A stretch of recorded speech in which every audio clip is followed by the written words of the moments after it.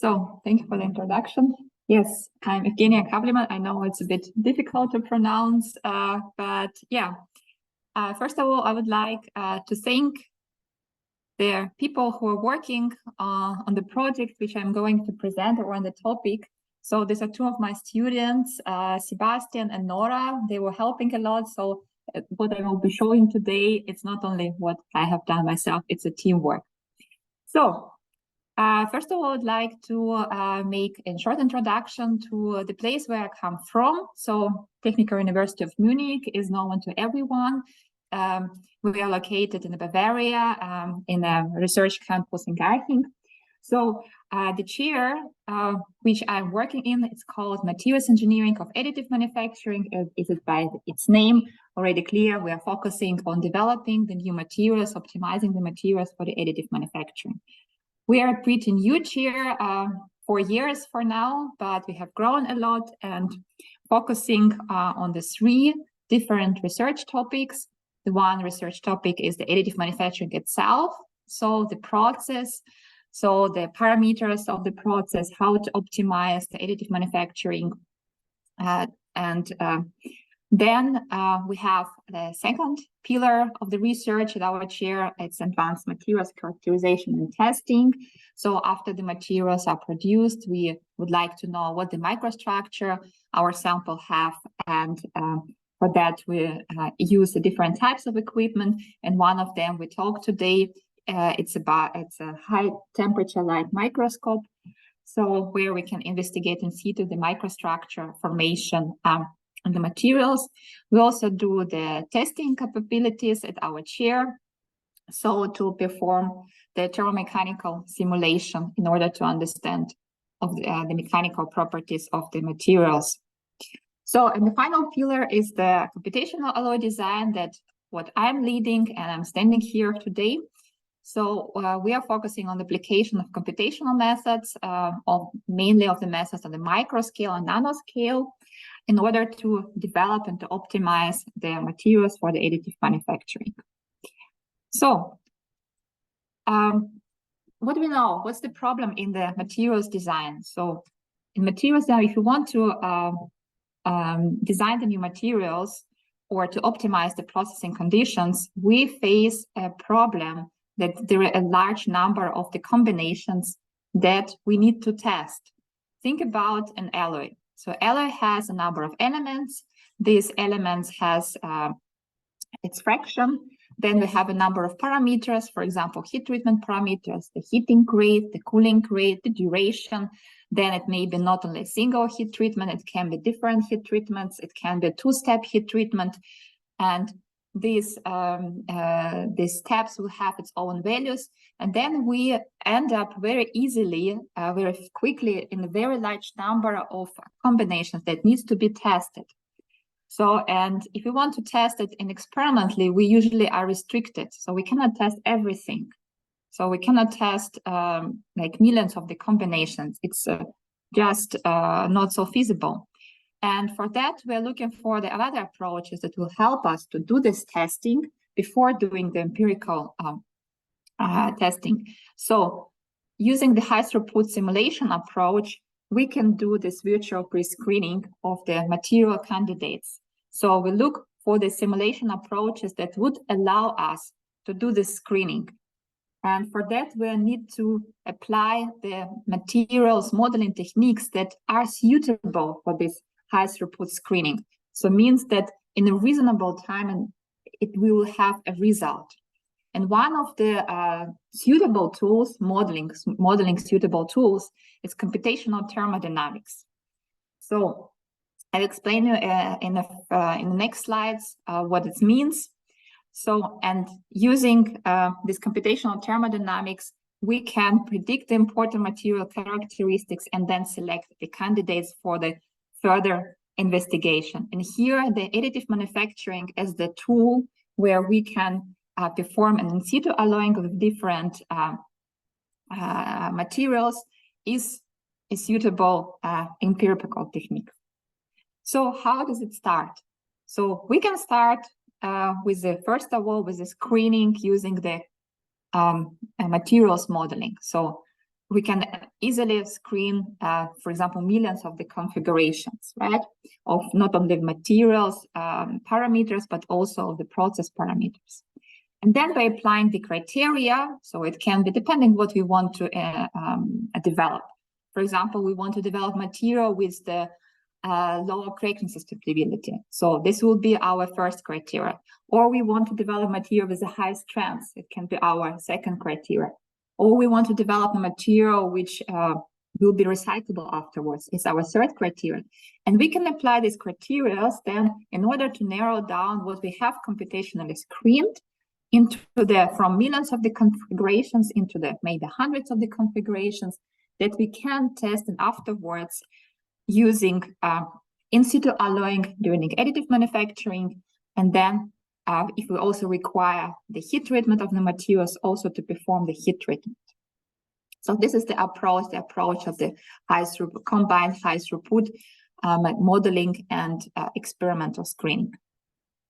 So this then requires the development of the special tools. So maybe you've heard about it already, about the high throughput computational screening, high throughut CALPHAT-based computational screening. There are already amount of papers has been published on these topics, and they all require the development special tools. And this is what we are also faced in our research, that we need a tool that would allow us to perform this screening. Within the last year, we have developed a framework, the first prototype of the framework, which is now ready to use, and we welcome you to go to the GitHub webpage and to look into this prototype and to test it. It is called Carousel. So what are the features? It's based on the computational thermodynamics, so it's based on the CALPHAT methods. It can allow us to perform the high throughput microstructure simulations.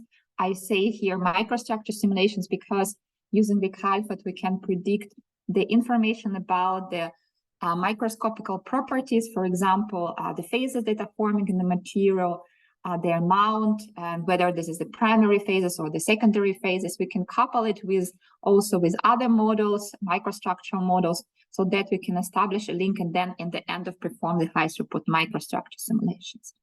This we can also do, and I will show you in the next slide, full size part and segmentation, because if you think about an additive manufacturing, when we build a sample, then over the height or in the horizontal and vertical direction, we have a heterogeneous microstructure forming because of the different, for example, local thermal influences. So the tool that we are developing, it also has a data visualization, so that the results that you are getting from this tool, you can easily visualize and analyze. It also includes the management of simulation data, because once you do the high throughput screening, the first question is coming: what do I do with my data? How can I store it? And where?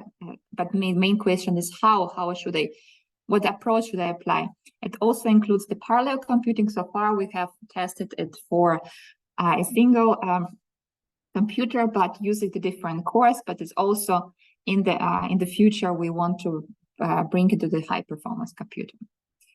So the application is quite clear. So how we can apply it for the virtual alloy design, for the process parameter optimization, to investigate the gradient structures, because if you think you are doing in situ alloying in the additive manufacturing, you start with one composition and then you gradually change it and you end up with other composition. So for doing the simulation, in principle, it doesn't matter. You have a number of simulations. You need only the tool that can allow you to do this alloying.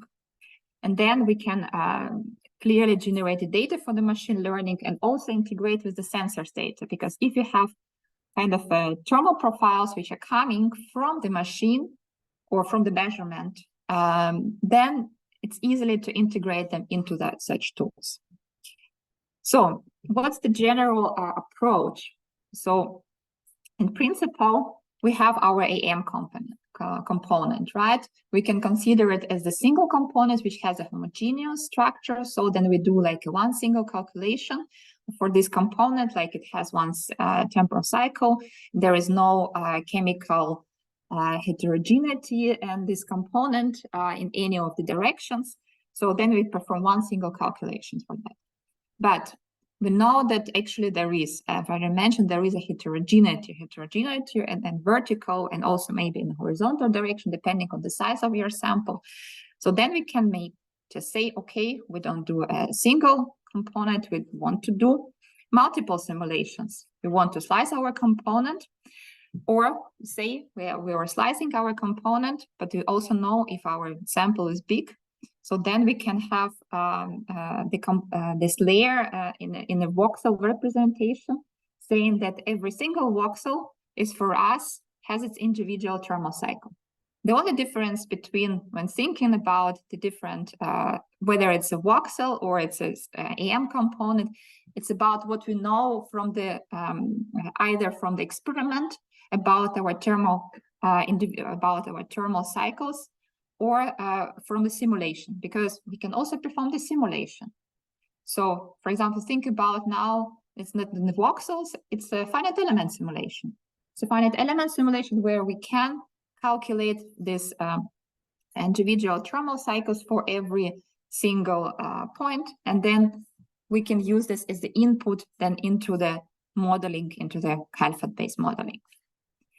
So, just a short reminder, I've already mentioned a couple of times, Kalfat-based, so calculation of the phase diagrams. So the Kalfat-based modeling is based on the minimization of the Gibbs free energy, which is has its own form. You have different contributions. You have a reference Gibbs energy, you have ideal mixing energy, excess free energy, and magnetic contribution. So, but what we need to know, we can, by minimization of this Gibbs free energy, we can calculate actually which phases will form by the temperature that we consider and the chemical composition which we consider. And we can consider also multiple phases. We can also consider many elements, because there is a summation in this Gibbs free energy equation. And by doing that, we can, predict that in this particular temperature range, in this particular chemical composition range, there is a phase forming which we either want. This is the phase is contributing to our strands, or there is a phase which is actually brittle, and we don't want it to form. So by doing this Kalfat-based modeling, we can either avoid, let's say, the region where this phase is forming. We don't want to do our processing in this region, or we want to do the processing in this region because we want the formation of this phase. So it's a pretty, it's a very strong approach that's already been developed since the 70s, and now has found an implementation in different softwares. So the most well-known software is the thermocalc software. There are also softwares which we are using. This is SmartCalc software. There are also open source software, for example, OpenCalfat. There is other softwares which are licensed softwares, GMAT Pro, and many of them. But they are based on the Kalfat, on the calculation of the phase diagrams. So, and once we have this model, we can then build a framework, and that's what we have done. Our framework is called Carousel, where we can then use this Kalfat software to perform the high throughput screening. And on that slide, you see like a general architecture of the software. So we are following the two approaches. So the two approaches are, we want, first of all, to have a tool which allow us which will be as open as possible, so that we can that we can program in different types of combinations that we want to test. This is kind of the approach of the scripting approach, and this is more for the advanced users, but it also can be used as the GUI. We have developed also the GUI interface for this framework, that also the people who are materials engineering, who are working not so deep in this topic, will be able to work with this tool. So the important here is also to see is how the communication is performed. So in principle, we say here just the CalFat software. So at the right moment, the tool is working with the MatCalc software, but it's in the future, we plan also to implement it with the difference. So we left it as open as possible. And if some of you is interested to test and to further develop it, just go to the website and test it. So yes, how it looks, just the first insight. So you have here the graphical interface where you can establish your projects for the systems that you want. Use the databases of the CalFat implementation that you're using. So here we use, for example, the aluminum-based alloy, and also implement there the thermal treatments that you are looking into. And then everything is transferred to the CalFat implementation that you're using, and then you can do your screening. So the data is managed because we're asking ourselves, okay, we're performing the CalFat simulations, so we should also store the data somehow. So we should store the data about our phases which are precipitating, which we start about, first of all, about the elements. Okay, the elements, then about the phases which are precipitating, about the types of the calculations that we are using, and also about the thermal treatment. So it is this data management is built on the different levels, on the project levels, on the levels then of the simulations, on the levels of the details. So maybe for the normal users, not advanced user, it's not there important, but the people who want later to do, for example, the machine learning with the simulation data from all the simulations, is quite interesting to know how you can later access the data that you're using. So the final, maybe the final technical detail. So this is the task distribution system. So as I say, it's possible also to do the parallel computing and then do the screening. So here we were testing up to 1,000 of the calculations. You see on this slide the results of the phase fractions over the mean radius for about 700. I think I need to remove it somehow. It's not because I see it here. Okay. And I don't see what, okay, this is about like 700 of the combinations. That was our first testing, but we are not only restricted by this testing. And I will explain on the next slides why it's like hundreds of the combinations. Maybe it's not so saying surprising if you hear about the millions of the combinations, but here we are talking about not only modeling of this like equilibrium modeling or the modeling of the solidification. We're also talking about modeling what's happening with the material when it has solidified and then heat treated afterwards. So in this modeling of the solid state, it's taken much more time, and therefore every single calculation is taken already minutes and not the seconds as it would be in the equilibrium. So yes, what kind of the modeling is already suitable with this high throughput approach? So if we think now about the additive manufacturing. So first, what we do, we need to model the solidification of process. So once the material is solidifying. And using this solidification modeling, we can predict the amount of the primary precipitates which are forming in our material. To do that, there is a so-called approach, the Charles-Gulliver approach, which is a bit different as the equilibrium calculations because of the assumption that it takes about the diffusion in the liquid and the solid state. So, and then once we perform these calculations, we get the data for this like hundreds or thousands of the combinations. The question is how to visualize the data.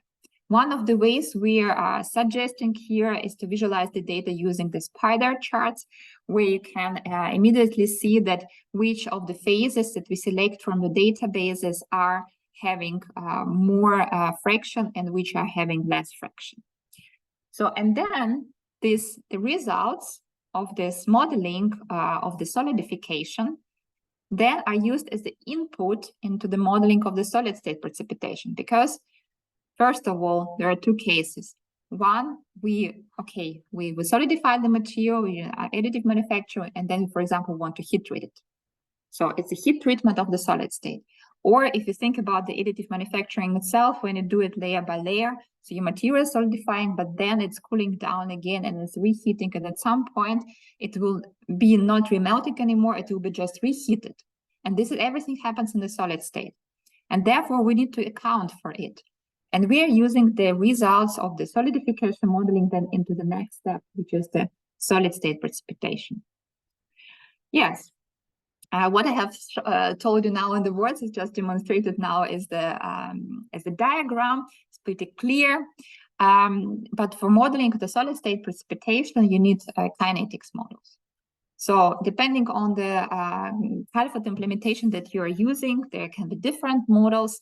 So, but they allow you to select, for example, where your secondary precipitates, which are already precipitating in the solid state, they are forming bulk, dislocations, grain boundaries.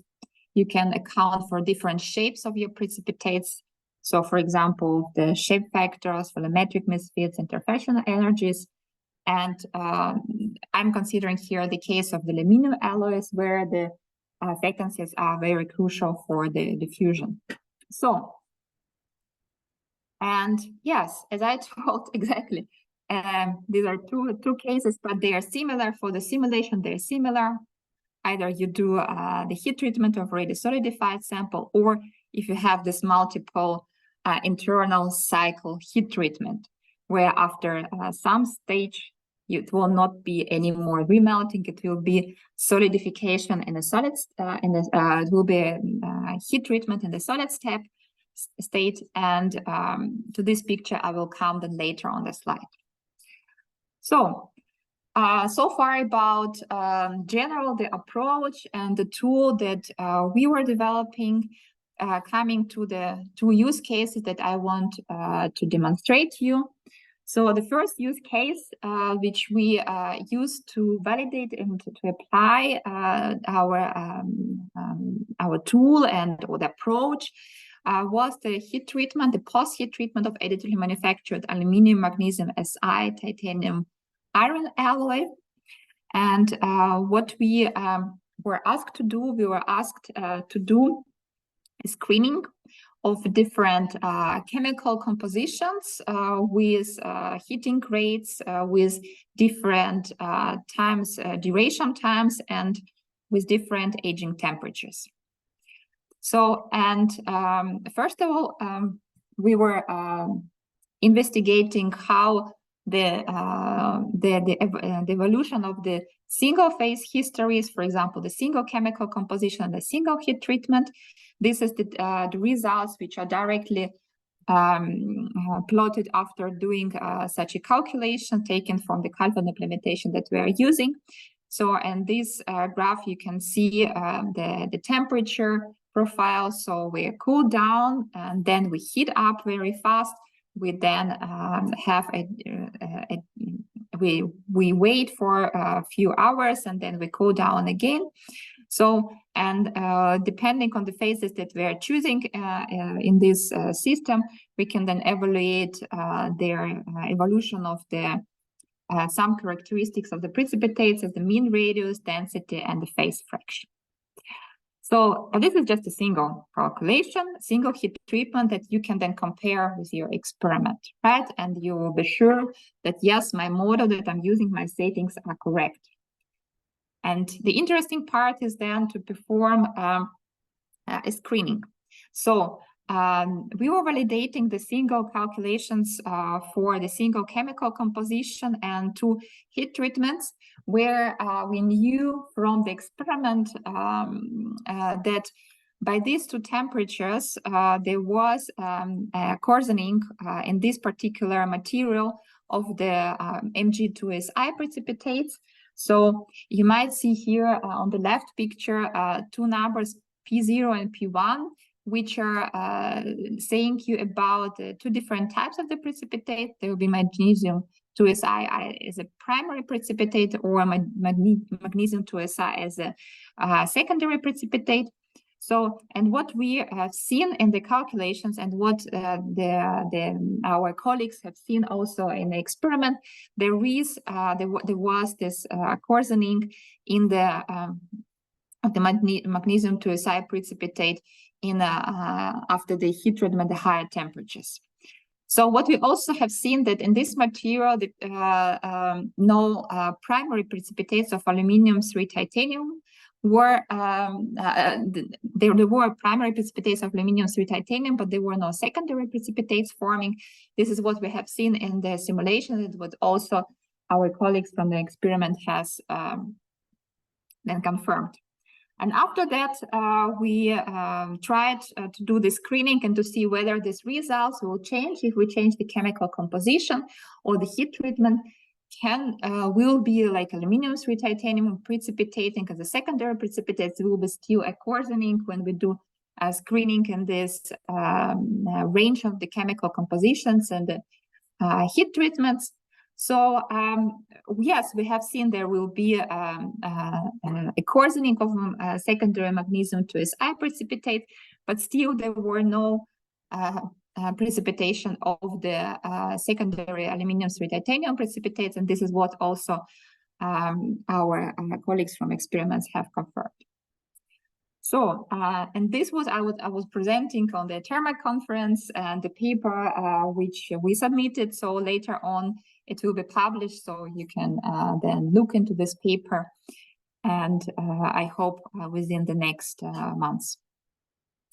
So the second use case that I want to demonstrate you in the last part of my talk, it's more interesting, and this is more latest results that we have for modeling of the additive manufacturing of the, in this case, aluminum alloys, is the modeling of intrinsic heat treatment, modeling of the cycles. So far we were investigating or approximating the solidification only as a single step, but not as multiple steps, as in additive manufacturing. We're not considering this layer-wise. We're only looking into the heat treatment afterwards. But using these tools, you can also do this intrinsic heat treatment. And for that, I was looking into the aluminium again, but a different type of aluminium copper magnesium alloy, which we know that it is precipitation hardened by forming the theta double prime precipitate. So there is this well-known precipitation sequence where, first of all, the zones, the GP zones are forming, then there is a metal stable theta double prime precipitate, and by the overaging, there's forming theta prime and theta precipitate, the stable theta precipitate. And the interesting was to investigate in this aluminum copper magnesium alloy what happens if we would do the additive manufacturing. And for that, I took two different thermal cycles. So they were both measured, but not for the system, just for as arbitrary thermal cycles to see what we can get as the result. So the first thermal cycle that you see now, with a very short period for each cycle, it demonstrated in principle there is no kind of change, a remarkable change on this precipitation of the theta double prime, theta prime, and theta precipitates.